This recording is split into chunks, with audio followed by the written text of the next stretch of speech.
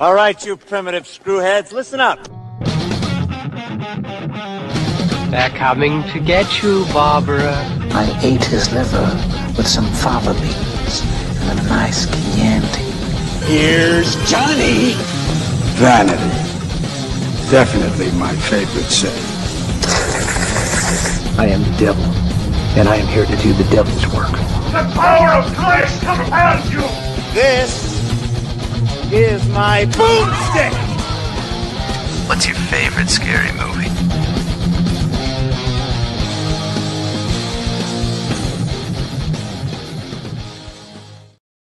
What up, horrorheads, and welcome to Shiver, a horror movie podcast. We are your hosts. I'm Daniel DeBona. And I'm David Ulloa. And if you listen or watch every week, you probably wonder where we were last week, even though, schedules have been a little bit weird. I will take full and 100% responsibility for that. School is starting back, and my ass just fell asleep, just straight up on the couch, killing 30 minutes before we were supposed to start. Next thing I knew, it was 2.5 hours later. Life happens. We're here now, and we are going to talk some more Troma with Class of Nuke High, which is going back. We started at the beginning, we went forward. Now we're back in 1986 with Class of Nuke High. So in a section that we're calling Troma Goes to High School, what are your initial thoughts on Class of Nuke High, Dave? Okay, so I saw this about 3 weeks ago at this point, right? We know how my memory is. I really enjoyed this movie, but I will say that after seeing the other Troma films, it felt like a fun movie and not much more.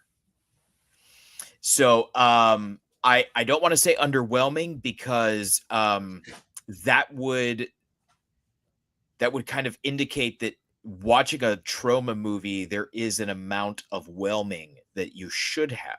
Right. And I don't think anyone involved in a Troma production wants you to be any amount of whelmed. They're not whelmers. No. That said, it's an awful lot of fun.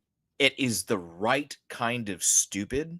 It is it manages to be perfectly Troma and perfectly high school all at the same time. I love high school teen movies. I never grew out of that phase. So for me, whether it's like the surf beach movies of the 50s, or whether it's like your Greases of the 70s, right? The American Pies of the 90s. I love movies about high school angst, teen angst. And we've talked a lot about how you and I are eternal punks. And I think that's part of that, where it's like, yeah, man, fuck the man, fuck you, and fuck me too. Right. And that's what I think this movie does best, is it kind of captures that teen angst, and it does it in a way where I feel like if this movie came out today, it would be exactly the same. Yeah, there's a nihilistic element to this movie, where nothing outside of what's happening in that school matters, which is a really interesting thing. So what was fascinating to me about watching this one, and like you said, coming off the heels of what we established after Shakespeare Shitstorm, were two really good bookends, were that of the three Troma movies that we've done, this was definitely the one that was the most horror. Like this one was a horror comedy that leaned more into horror. And so what's fascinating about that is I too thought the same thing. I was just like, I mean, it's all right. It was just that, like, it was, I kept thinking to myself, why am I not liking this one more? Why is it not striking some of the same chords that those other two did, when this is the one? I mean, this one's got Toxic Avenger elements, but it's got a monster and a final fight scene, and it's got all of these things that are more classic horror tropes. than we've seen in those other two that still qualify as horror comedies. Multiple transformations. Yes, tons of that stuff. But it just there were just times when it just kind of fell flat. And like you said, not in an underwhelming way, just in a way that was just kind of like, okay, this is fun, right? But not just tons of fun, like in the way that we've talked about these past two. And I kept thinking to myself, is this the fault of the movie? Is this because of what we were very aware of and afraid of when we finished Shitstorm? Is this because we're coming off of some sort of magnum opus of a Troma film and going back into this? So there was a lot of that going through my head, but I just I had a lot of the same thoughts as you, where I enjoy some of these characters. I enjoy, what's happening. There's a lot of fun set pieces in this movie, but even Toxic Avenger had more story than this. There was a defined protagonist, and there was a character arc involving Toxie. Like at best, when you're talking protagonist in this movie, you go, okay, so Warren, yeah. I mean, if you were to clock Warren's screen time, I'm thinking the Cretans got more time on screen than him. I think Spike probably had the most screen time. If I just had to guess, I would guess that Spike has the most screen time in this movie. So it's and by the way, I think there's an argument to be made about Spike being the hero of the movie. Okay, save it for characters because I'm interested. Yeah. But so you get into this weird spot where this movie kind of gets lost in the toxic sauce, right? It becomes about these super outlandish characters and one-upping everything they did with Toxic Avenger, because there are some pretty straight lines to be drawn here from certain people that we see in this movie to characters that we saw back in Toxic Avenger, and how these are the okay and yes ands of those characters. And so I think that's where it kind of didn't hit, where Toxic Avenger felt fresh and it was these interesting things. A lot of this just felt like a spiritual continuation of Toxic Avenger. And so I'm not going to say I didn't enjoy it, because I did. I'm just like you. It was fun. It was an interesting take on the high school drama. There was, there were some fun characters. There were some fun moments, but it just, I don't know. It didn't ring the bell like some of the others have.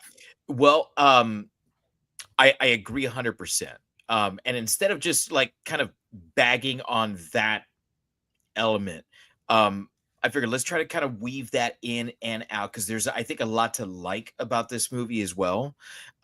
So moving into story in an area that we're in a category we're calling Find Your Niche.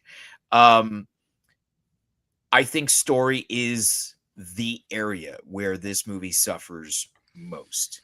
And to kind of bring it back to what you were talking about, Toxic Avenger felt very fresh, to use that term that you used, because while it was an homage to a genre, it wasn't an ode to any one particular hero. And I know that we mentioned a couple of them specifically, but there's no direct reference back to that. And I think that anyone can watch that and see their favorite superhero and their favorite villain in Toxic Avenger. That's a beautiful thing. I don't think anyone can watch this movie and not say, oh, well, this is Troma does the Warriors. Right. And that's, I think, the biggest issue that this movie has, is that the story in the Warriors works because it isn't isolated, because you're looking at a New York City that doesn't exist, and it's a sandbox where you get to see all of these different gangs and how the interaction between these gangs and the regular world in the world of the Warriors functions. the dynamics between the warriors. All of Right. that is fantastic. A lot of that is lost here, where I think the setting, the world of, hey, so there's these wild characters and you have to battle your way out of it, doesn't really work if it's all in the same location. Yeah. I mean, And- yeah. Go ahead. Oh yeah, no, I see exactly what you're saying with that, because when we talked about Toxic Avenger, I said that it was just the perfect 5-paragraph essay, right? This one, Class of Nukem High, is more of a freshman writing course rough draft, right? This is what you get before you teach children how to edit. And can I do one better? Yeah. This is what happens when you don't know how to prompt ChatGPT and you tell ChatGPT what the assignment is, but not how to do it. There we go. Exactly. Exactly. And so you've got all of these ideas, but like I was saying, there's no continuous arc. Right? It's like, do I care about the Cretans and the atomic high weed? Like, do I care about Warren and his weird toxic maybe baby? Right? Like, do I am I worried about his weird pervy buddy? Like everything's just kind of in there. And I think that's what kept me out of it, was I never really locked in on something. There was never this one story element that I was wondering what was going to happen with it next. The closest they got was the weird maybe baby that becomes the creature of the feature, right? And then, but it's such a minor part. Like, it happens and then it's just gone, and then we get a bunch of other weird stuff, and then it's back and it's awesome. But it was like I needed something to get me from here to there. And so I do think that the focus here fell more on creating outlandish characters than telling a story that was encapsulating, that made me want to know what was going to happen next. Well, and to go along with that, I think that you can have a mediocre story if the right characters are the ones that are playing out in that story. I don't think we have the wrong characters in this story. But what I do think is that who is presented as the protagonist here, which is Chrissy and Warren, are the wrong protagonists. Because what this movie is missing is a hero that is Troma. Right. These are the normies, to put it in like an 80s Troma term, right? They're normies. And even though Warren is and Chrissy are battling this Tromosity that's going on with them, in the end, they're rebelling against the strange and the unusual.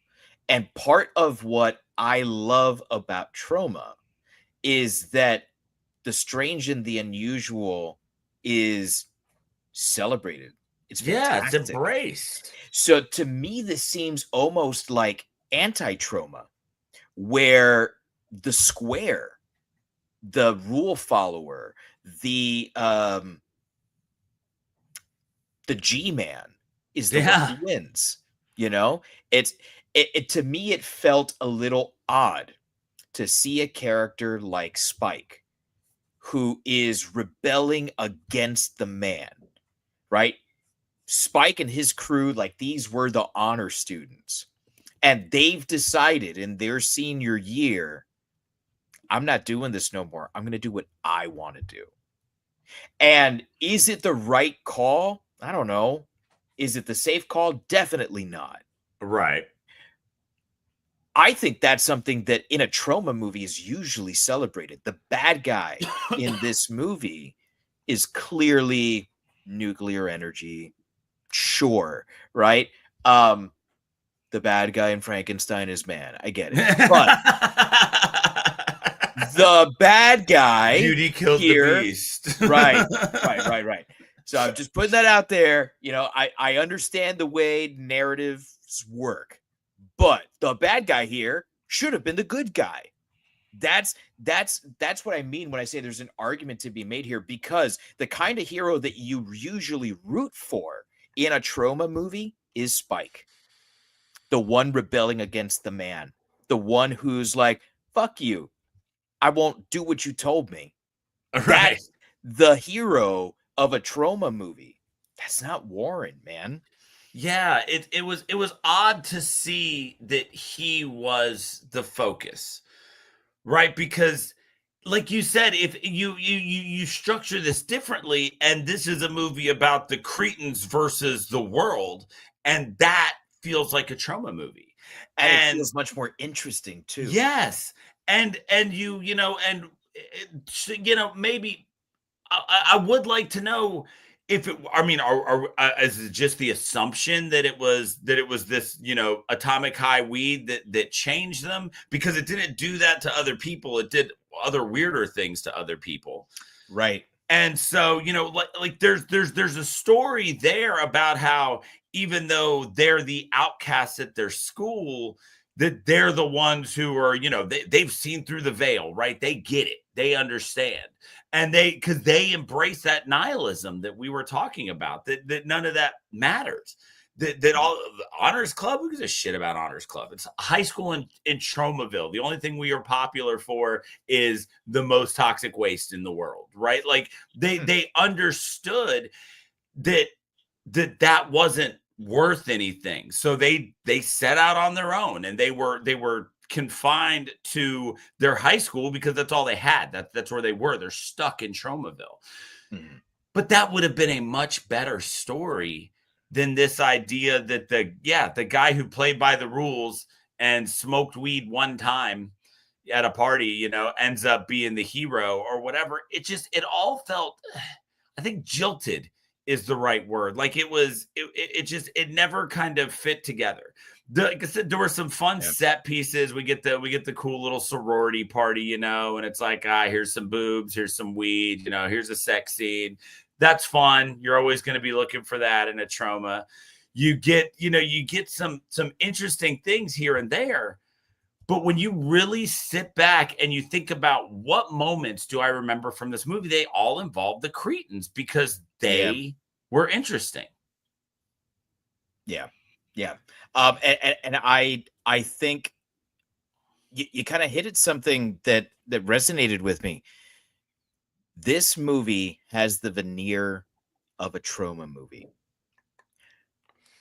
but underneath that, I don't think it's really very Troma. I think it actually goes against what everyone associates Troma with, which is very punk, very Devil May Care, very it's very Rage Against the Machine. Fuck you, I won't do what you told me.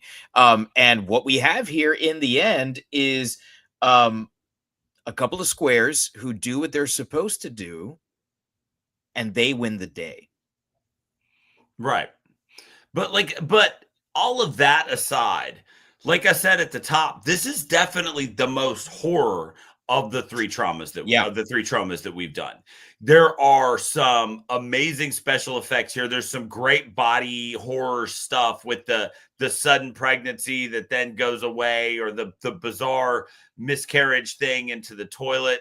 And those even still have that Troma flair, like when he's in bed and he starts to transform, and then it's like his dick is just huge, like he just grows the Washington Monument like on his crotch. And then the best part of that scene though is he's in the middle of like just groaning in pain and everything is awful, and then he kind of looks up and sees it and he stops groaning. He's just got this little like shit-eating grin. He's like, okay, like that. But the transformation stuff with that, some of the special effects, the monster that we get at the end is outstanding. Oh, it's amazing, so good. That monster was incredible. And for as much as I sung that movie's praises and I stand by it, that monster is what the monster at the end of After Midnight should have looked like. Like I see that one now and I'm like, shit. that's what it should have been, right? Like it should have looked more like that because that's scary as hell. And that monster at the end of this movie was the first time in these 3 Troma films where I've been like, oh shit, this is genuinely scary. Like this is now survival horror, like creature feature type thing at the end. And so I did feel like those boxes getting checked was a big deal. It did feel like they wanted to lean more into the horror thing. And then they fell into the trap of getting real tropey with what happens in a horror movie instead of taking the idea of a creature feature horror movie and making it Troma. I think you hit the nail on the head. There are really great horror elements here.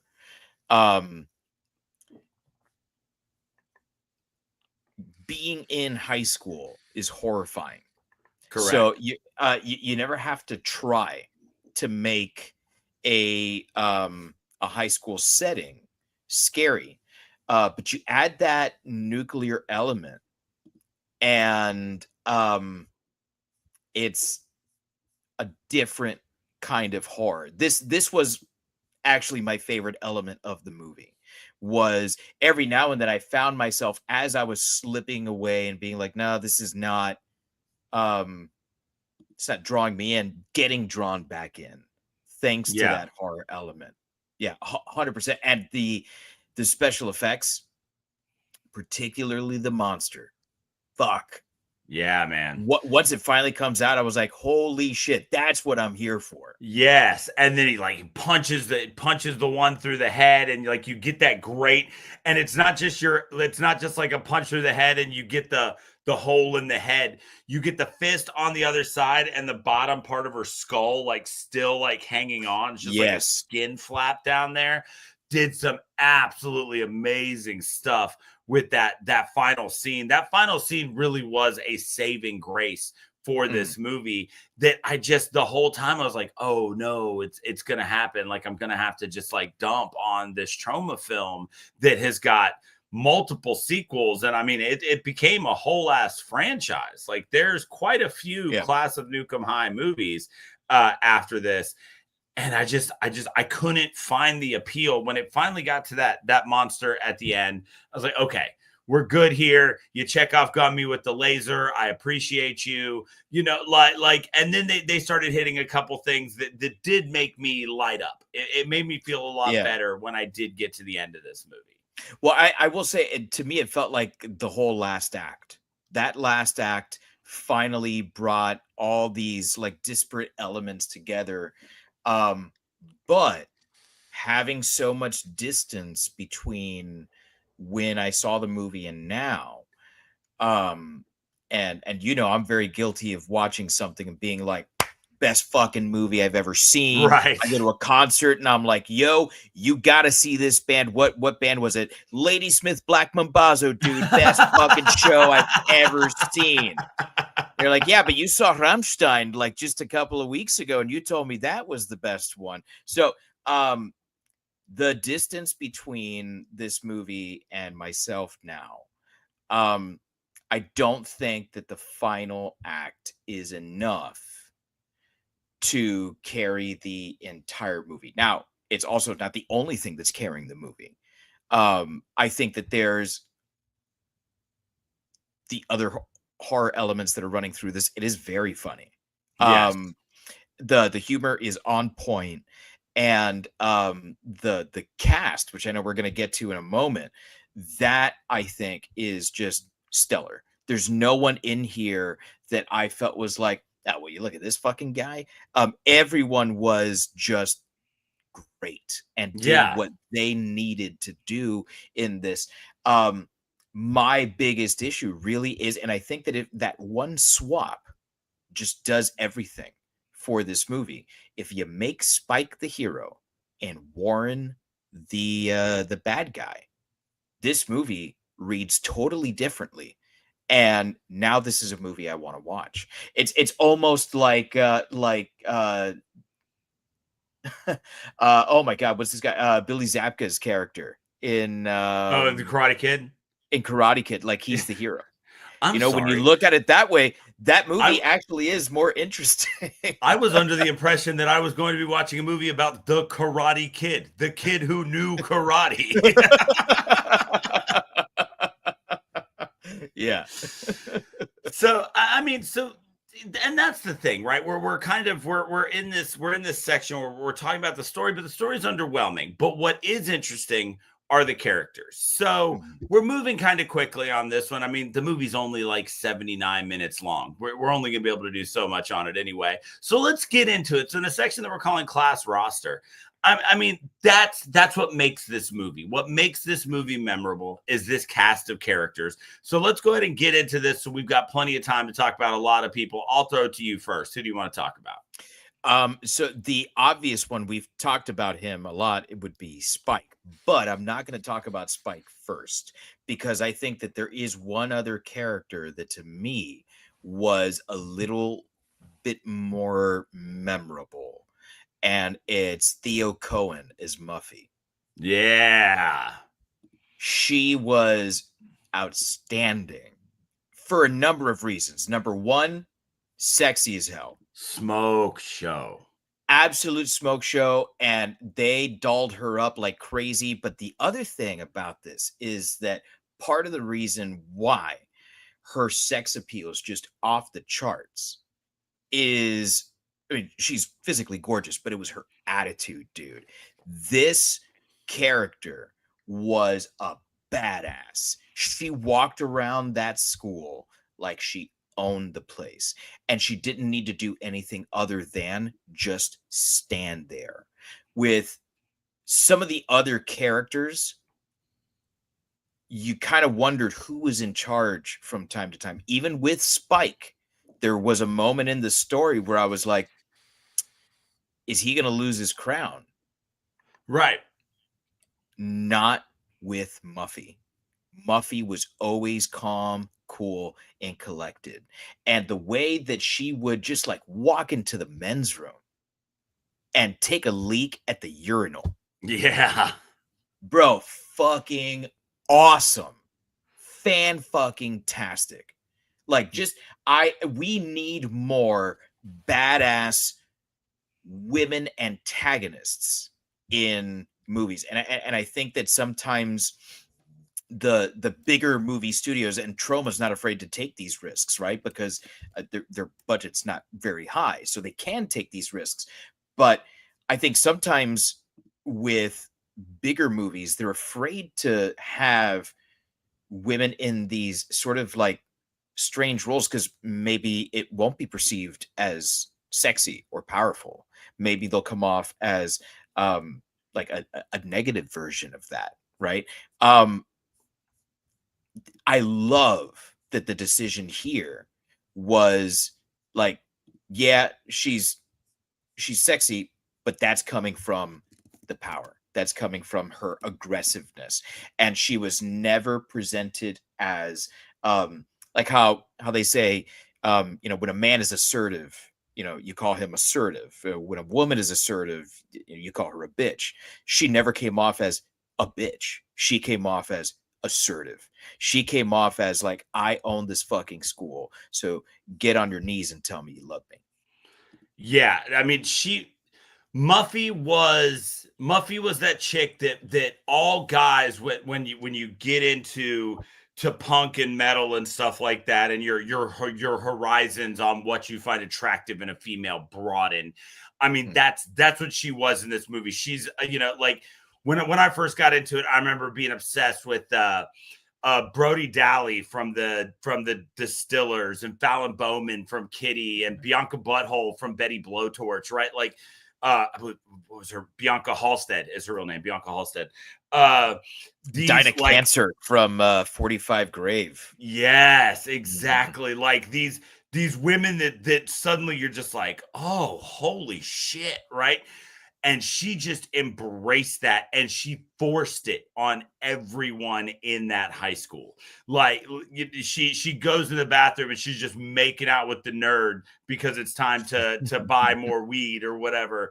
And he's freaked out, fear boner. He's just pure fear boner at that point. Like he doesn't understand why he's turned on. And she just exuded that sexy power. Like she was the women's movement. Like, I mean, she was everything in that movie. She was also, like you said, that moment when it seemed like Spike might lose his crown after he got his ass whipped, and they're talking about who's going to usurp him and all this.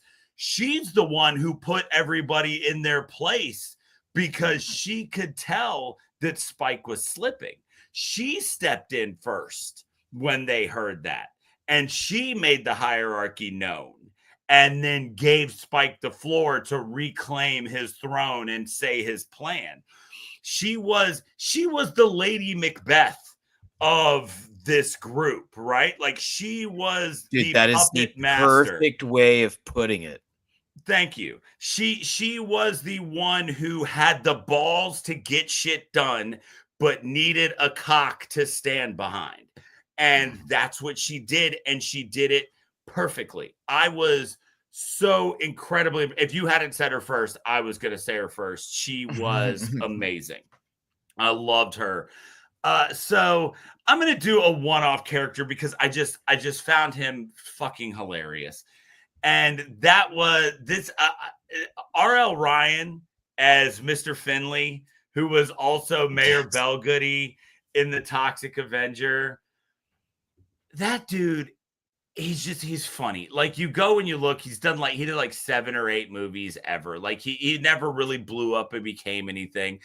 But just as like this little minor character whose entire bit is like, that's fucking wrong. I'm right. Fuck you. Make money. Like that's like his whole thing in these 2 movies. And he does it so perfectly. And he's so funny when they sound the alarm at the school.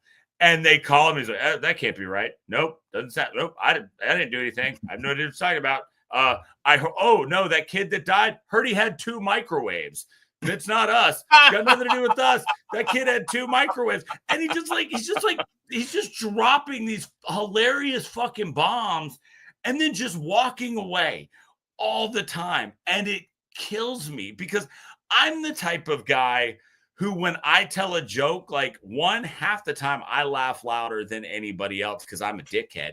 But also I immediately look around and I need to know like how many people that joke hit with. Like to see a guy who can just drop these hilarious one-liners and then carry on like he didn't say anything will never cease to amaze and make me laugh. And I just love how well he's done that in 2 movies now.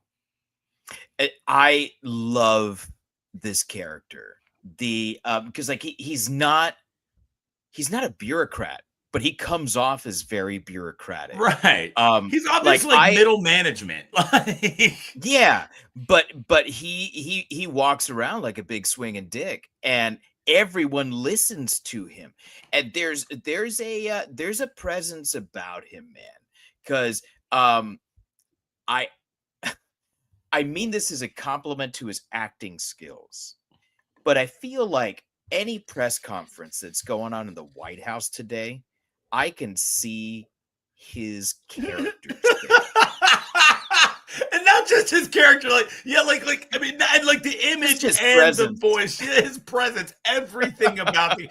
Like, how is this dude not in the cabinet right now? Like at least some weird facsimile of this guy. They just haven't found him yet. That's all. They just haven't found him. I'll tell you what, it would be a hell of a lot more interesting to watch than everything that's going on today. But that's kind of the impression that I get from him is like, I know fuck all about whatever it is you're about to ask me, but I'm going to say my answer with so much confidence that you're not only going to believe me, you're going to thank me. Right. Dude, yes. And I'm glad you mentioned him because he was going to be my second. So man, I feel like we talked about like Warren, Chrissy, and Spike so much that like I don't really need to talk about them Right, now, yeah. Shit. Okay. Jennifer Pritchard is Miss Stein. This is the maybe I'm just fucked up, right? I'm sure I am. I'm sure I'm fucked up, right? Every school has that one teacher that you wish was in love with you. Yes. We all had that teacher, right? I'm not going to say who that teacher was at my school because I work at the school I went to. So, but every school has this, and everyone has that dream. I'm going to be the one that's going to end up making it with Miss So-and-so, right? We got that fantasy here. Yeah. We got that. We got to see her be that person that we all wish we could have. And the way that she was transformed with just a kiss was, to me, it was just silly enough to make me laugh. But then the fallout of that, like the fact that it wasn't just like the one note joke and that there was a follow through there. Number one, I liked that we saw more of the faculty getting involved in this and that it wasn't just the students and the principal, right? Like I thought Ferris Bueller did a really great job of that also. Right. Where like we did get to see a number of the teachers, and it wasn't just like, hey, so here are the students in the school. Like, no, school's like the entire community. You've got your custodial staff, you've got your faculty, you've got your office staff. It's all these people that go into this ecosystem. I loved seeing that explored a little more here. So she, I thought, was really funny and was one of those kind of like narrative through lines that kept me interested, where every time she'd pop up again, I was like, oh shit, Miss Stein, what's she doing now? Right. Yeah, no, it was, I loved that there was that moment where, yeah, he just is Guten Tag, and then he just kisses her, and then next thing you know, she's got the mascara and she's drawing the lightning all over her face or whatever. They did such a good job with that, because you're right. It's that, like you were talking about, this thing just kind of hitting all the right high school notes, because that is one that's a universal experience, is having that teacher where you're like, man, if only she loved me, like I'd change her world. She has no idea what she's missing, and it's just that one thing. And Spike was just the dude who was like, let's make it happen. Let's go. Let's see. I promise you I can change your world, and did. Like it was, she was great. I really did enjoy her. I want to go into, I'll stick with the Cretans, because like we said, this is their movie. Brad Dunker as Gonzo. Thank you.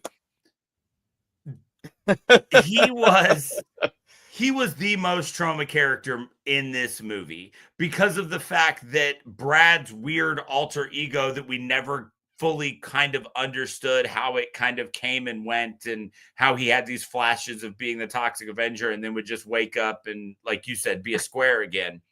Yeah. Gonzo was that dude who was like, oh, okay, so let's see, you're already doing the Spike jewelry, like you're doing a good amount of face makeup, like, oh, you're doing the long hair, you're doing the transvestite thing with the water bottle titties, like, where is my place? He's like, oh, I know, my place is full, just African face tattoo, giant ring in the nose, can't fit a plate in my lips, so I'm just always going to have a grind my teeth while I sleep mouth guard in. And just...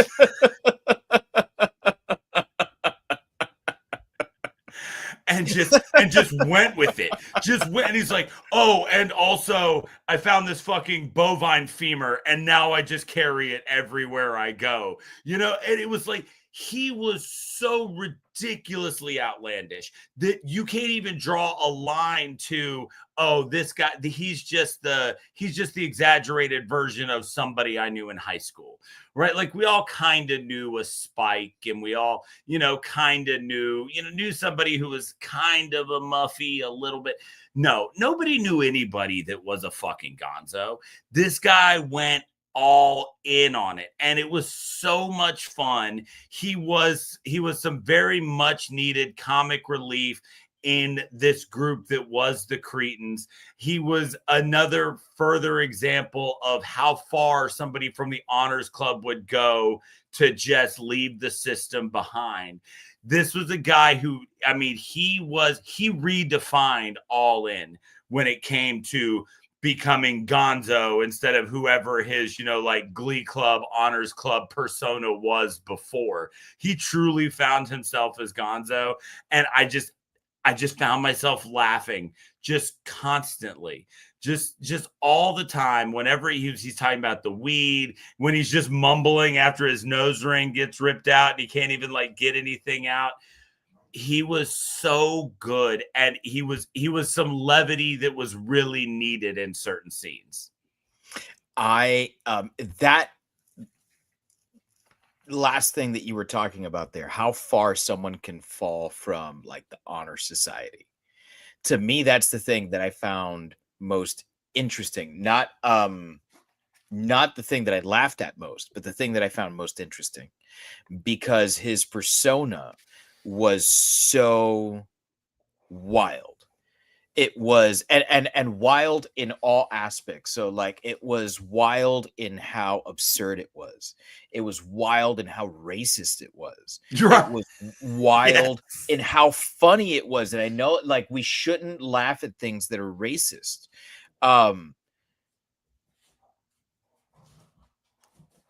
You know how in Family Guy, Peter says, he goes, you know, I'm going to go into a black neighborhood and I'm going to say, oh, when they think the world's ending. Yeah. Yeah. And then he comes back and he's dressed like a king. He was like, they respected me.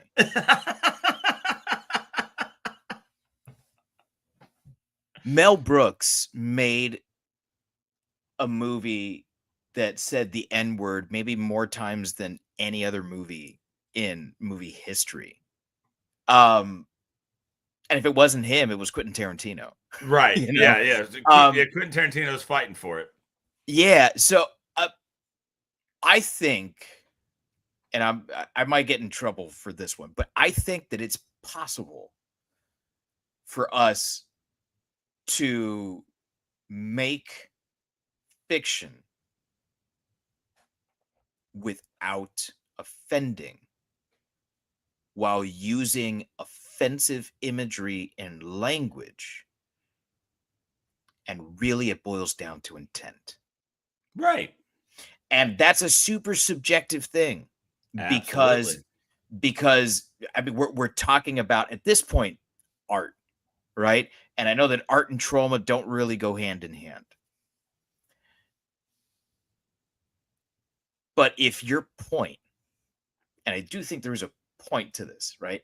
If your point is to be as outlandish as possible because you're making a statement on this is how far an honor student can fall.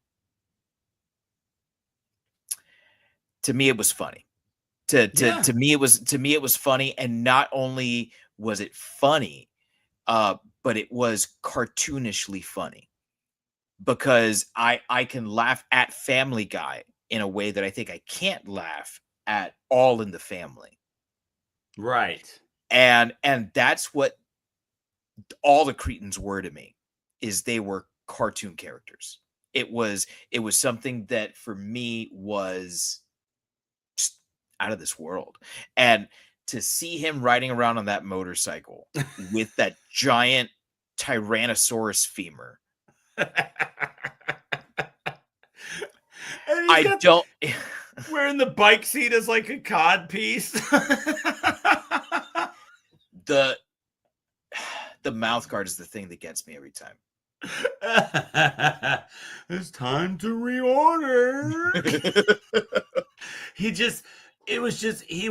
And you're right. Like there's this odd thing. Like I've got an uncle with muscular dystrophy, and he's been a part of my life forever, and he's always been big on this idea of, we call him cripple because we say it lovingly. And it's like, and so from a young age, I've always learned that that it's about intent, and so if you create, there are plenty of, Mammy and Sambo style characters that are meant to be degrading and hurtful to, what they are, caricatures of, right? They're meant to degrade because of the roles that they are. I think that what we got here was just that. It was just supposed to be funny. Like it wasn't, and you're right. Okay. So yeah, we're talking Troma. We call it art. It elicits a response, right? Which ultimately that's what any artist is in whatever they do for. You're trying to elicit a response. You want people to think something, whether, let me be famous, let me be notorious, just make sure that I'm known. You want people to remember what you did. And that's what they pulled off with Gonzo. Like, no, absolutely. Like it is an absolute caricature of African culture. And Brad Dunker was a white guy I don't know if he's still alive, but he's a white guy underneath all of that. But it was presented in such a way that, just like you said, it's so cartoonish that, I'm sure there's somebody with a stick so far up their ass that they could find a way to be offended by it. And you know what? They're probably a white person, so fuck that guy. But it's they made it to where you're like, whoa, and it's a visual thing, but then it's not like they had him dancing around and wearing tribal stuff, and like they didn't take it that far to where they were outwardly making fun of this culture that they had kind of co-opted for this look. It was really just a, man, isn't this wild looking? Like, let's do that, And so I'm 100% with you where it is a fine line, but I think that Gonzo is an area where they towed and did it perfectly. Agreed. So there's only one more thing for us to talk about before we get into rating this movie, and that is its Tromosity. So how much Troma is in this movie? And this is where it gets finicky, right? Like this is a point where we're going to have to get really pedantic with how we look at this, because on the surface, from, flying overhead 1,000 feet down, this thing's Troma, right? It's got a monster, it's got sex, it's got weed, it's got weird characters. So just the Monet view of this is that, there's a lot of Tromosity here. But the problem is with what we do here, and we really, really look into things, is this falls really short, extraordinarily short of the bar that had been set, not even counting Shitstorm, which comes out 30 years later. This falls extremely, or fucking 40 years. God damn it. The 80s was 40 years ago. This falls extremely short. I reject your reality and substitute my own. This falls extremely short of the bar set just a few years before by Toxic Avenger, and ultimately because of what we just keep going back to, and that's the fact that the normies are the heroes and the Troma characters are the villains, the antagonists. And so while there are a lot of blips of having this be, having this rank high on the Tromosity scale, when you get into the sinew that's supposed to hold all of these things together, it falls apart. And it stops feeling like a Troma movie, and it stops feeling like something that's celebrating the outcasts, the weirdos, and the ones who don't fit in. And it makes them into something that we're usually seeing celebrated in Troma movies. So this one of the three that we've done so far, this is definitely bottom rung. Like, this one's just kind of barely moving the needle, and it's just optics. Optics is the only thing that moves the needle when it comes to Tromosity on this one. I am right there with you, and that's why for me, its Tromosity is fairly low.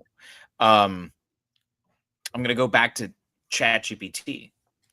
If you tell an AI, hey, I need this thing, and you tell it the elements that you need, but it's not human, it can't understand why those elements work the way that they work, it's going to give you something, but it's going to be in that uncanny valley where it's like something's off. Right. And that's to me, this movie has an uncanny valleyness to it, where it's like, good. That's good. It's like, yeah, it's Troma, but is it? Yeah, that's a hero, but is it? Yeah, that's a villain, but is it? And every one of these elements to me seems like it's just off by a shade. You ever put on pair of pants and a shirt, and you think you're monochromatic? You're like, okay, I'm wearing all black here. But then you get out into the sun and the light changes. You're like, are these pants navy? Yes. It ever happen to you? Yes, it actually has. For a while, I was going to be like, oh, no, I'm not, because I don't pay that much attention. But I have made the black navy mistake before. So, yes, 100%. Yeah, that's happened to me before. I once thought I put on a black blazer with black pants, and I was like, okay, cool. I mean, you can't go wrong with a black blazer and black pants, right? Except it wasn't black. The blazer was navy. It was like the darkest navy I've ever seen. And I was like, okay, I'm cool. I'm like, why do I keep looking at myself and feeling like something's fucking off? And it's because something was off. And that's this movie. It's the uncanny valley of Troma, man. It's Troma, but it's not. Yeah, that is the perfect way to word it. So there you have it. I mean, It's a shorter episode, but like I said, it's a short movie, and there's not a lot of story there to talk about. So it's about time that we rate this thing. So just as a quick refresher to anybody who may be new to the show or just hasn't listened in a while, because let's face it, the summer's been hectic. Whenever we rate a movie, we only rate it against itself. So while we've talked about plenty of other Troma movies and movies in general, we're not rating Class of Nuke 'Em High against any of those things. So in order to accomplish that, we create a unique rating system for every movie that we do here on Shiver. And so, Dave, for Class of Nuke 'Em High, what do you give it out of a possible 5 scuzzy-looking sores? So I'm going to go with 3, because I feel like I'd be crazy to say 2.5, because 2.5 is like, depending on my mood, is whether I'd recommend it or not. I'd recommend this to a horror fan in a heartbeat. Right. I would also recommend this to a fan of comedies in a heartbeat. In fact, I think it works better as a comedy than a horror movie. But it definitely does have really strong horror roots in there. I also think it's not bad. It sounded like we were like really like bagging on this movie for the last 53 minutes, and we kind of were, but right. But it's also not bad. Yeah, no. It's just not great. The last 2 Troma movies that we talked about were just out of hand good, and this was okay. It was okay. Will I watch it again? In an altered state? Sure. There we go. Will I watch it again? Yeah. In an altered state, I will. Yeah, So no, three. I could absolutely see this being something where, yeah, it's you started off the night strong. You just cracked open your first one. You're watching something that you can still pay attention. Then you get into something else that maybe you've been meaning to see, and then next thing you know, it's 1:30. You're feeling a late night, but also you're not in a spot to watch something new. This is the type of thing you throw on, because you're right. I think that 3 scuzzy looking sores is the mark here. It's not bad. It's not for like you said, for as much as we dunked on it there talking about story, it's not a bad movie. And No. we when we finished Shakespeare Shitstorm, we knew that this was a possibility, and that we'd seen where these things could go, and that we were gonna see the missteps and the falters along the way by going back. And that's what happened here. It's a fine movie. I did enjoy it. I had fun watching it. It just wasn't stellar. It wasn't anything spectacular. Yeah, I'd be, if somebody were to be like, "Oh, have you ever seen Class of Nuke 'Em High?" I would talk about it, lovingly with it. Yeah, no, it was fun. I enjoyed it. We just talk about the good parts, and I can bring that. So you're right. 2.5 is too low. I think that 3 is the mark here. Yeah. So there you have it. It is 3.